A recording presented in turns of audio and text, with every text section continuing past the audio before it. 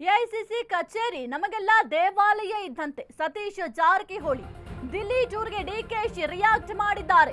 AICC ಕಚೇರಿ ನಮಗೆಲ್ಲ ದೇವಾಲಯ ಇದ್ದಂತೆ ಎಂಬ ಹೇಳಿಕೆಯನ್ನ ಕೊಟ್ಟಿದ್ದಾರೆ ಡಿಕೆಶಿ ಅವರು.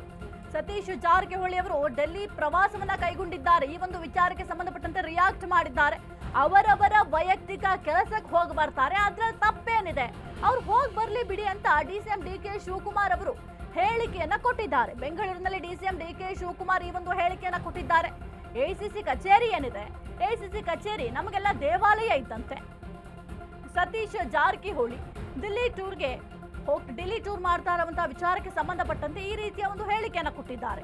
ಅವರವರ ವೈಯಕ್ತಿಕ ಕೆಲಸಕ್ಕೆ ಹೋಗಿ ಬರ್ತಾರೆ, ಹೋಗಿ ಬರ್ಲಿ ಬಿಡಿ, ಅದ್ರಲ್ಲಿ ಏನ್ ತಪ್ಪಿದೆ, ಹೋಗ್ಲಿ ಬಿಡಿ ಅಂತ ಹೇಳಿಕೆಯನ್ನ ಕೊಟ್ಟಿದ್ದಾರೆ.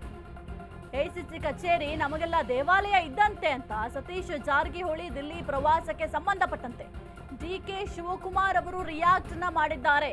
ಅವರವರ ವೈಯಕ್ತಿಕ ಕೆಲಸಕ್ಕೆ ಹೋಗಿ ಬರ್ತಾರೆ, ಅದ್ರಲ್ಲಿ ತಪ್ಪೇನಿದೆ, ಹೋಗ್ಲಿ ಬಿಡಿ ಎಂಬ ಹೇಳಿಕೆಯನ್ನ ಬೆಂಗಳೂರಿನಲ್ಲಿ ಡಿಸಿಎಂ ಡಿಕೆ ಶಿವಕುಮಾರ್ ಕೊಟ್ಟಿದ್ದಾರೆ. ಇನ್ನು ಈ ಒಂದು ಸತೀಶ್ ಜಾರಕಿಹೊಳಿ ಅವರು ಸಡನ್ ಆಗಿ ಯಾಕೆ ಈಗ ದಿಲ್ಲಿ ಪ್ರವಾಸವನ್ನ ಕೈಗೊಂಡಿದ್ದಾರೆ ಎಂಬ ವಿಚಾರವಾಗಿ ಬಹಳ ಚರ್ಚೆಗೂ ಕೂಡ ಈ ಒಂದು ವಿಚಾರ ಗ್ರಾಸ ಆಗಿದೆ. ಯಾಕೆಂತ ಅಂದ್ರೆ ಈಗ ಪವರ್ ಶೇರಿಂಗ್ ವಿಚಾರ ಚರ್ಚೆ ಆಗ್ತಾ ಇರೋದ್ರಿಂದ ಈ ಒಂದು ಪವರ್ ಶೇರಿಂಗ್ ವಿಚಾರಕ್ಕೆ ಸಂಬಂಧಪಟ್ಟಂತೆ ಸತೀಶ್ ಜಾರಕಿಹೊಳಿ ಅವರು ಸಿಎಂ ರೇಸ್ ನಲ್ಲಿದ್ದಾರೆ ಅಂತ ಅವರ ಹೆಸರನ್ನು ಕೂಡ ಯತೀಂದ್ರ ಸಿದ್ದರಾಮಯ್ಯ ಅವರು ಹೇಳಿದ್ದಾರೆ.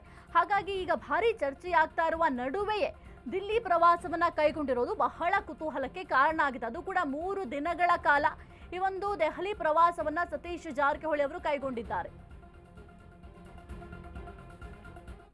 ಅವರು ಕೆಲಸಕ್ಕೆ ಹೋಗ್ತಾ ಇರ್ತಾರೆ ನಾಯಕರು. ಈ ನನಗೂ 7ನೇ ತಾರೀಕು 5ಕ್ಕೋ 6ಕ್ಕೋ ನಾನು ಬಿಹಾರ್ಗೆ ಹೋಗ್ಬೇಕಾಗಿತ್ತು. ಆಮೇಲೆ ನಮ್ಮ ಸೆಂಟ್ರಲ್ ಯೂನಿಯನ್ ಮಿನಿಸ್ಟರ್ ಬೇರೆ ಒಂದು ಮೀಟಿಂಗ್ ಕೊಟ್ಟಿರ್ತಾರೆ, ಅರ್ಬನ್ ಡೆವಲಪ್ಮೆಂಟ್. ತಿರ್ಗಾ ಇನ್ನೊಂದು ದಿನ ಮಧ್ಯ ಈ ನಮ್ಮ ಕಾವೇರಿದು ಕೇಸ್ ಬಂದಿದೆ 6ನೇ ತಾರೀಕು. 5ನೇ ತಾರೀಕು ನಮ್ಮ ಲೀವ್. ಅದಾದಮೇಲೆ ನಾನು ಆ ಕೇಸ್ಗೆ ಲಾಯರ್ಗೆಲ್ಲ ಡೀಟೇಲ್ಸ್ ಎಲ್ಲ ತರಿಸ್ಕೊಂಡಿದ್ದೀನಿ.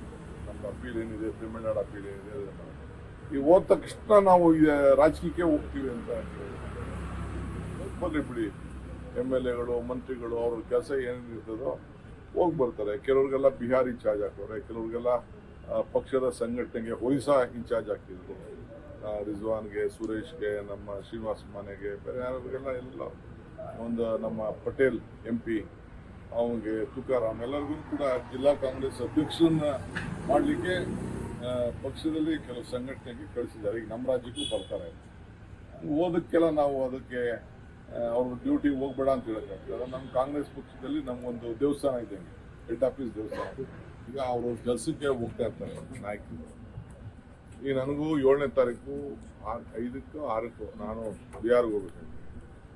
ಆಮೇಲೆ ನಮ್ಮ ಸೆಂಟ್ರಲ್ ಯೂನಿಯನ್ ಮಿನಿಸ್ಟರ್ ಬೇರೆ ಒಂದು ಮೀಟಿಂಗ್ ಕೊಟ್ಟಿರ್ತಾರೆ, ಅರ್ಬನ್ ಡೆವಲಪ್ಮೆಂಟ್.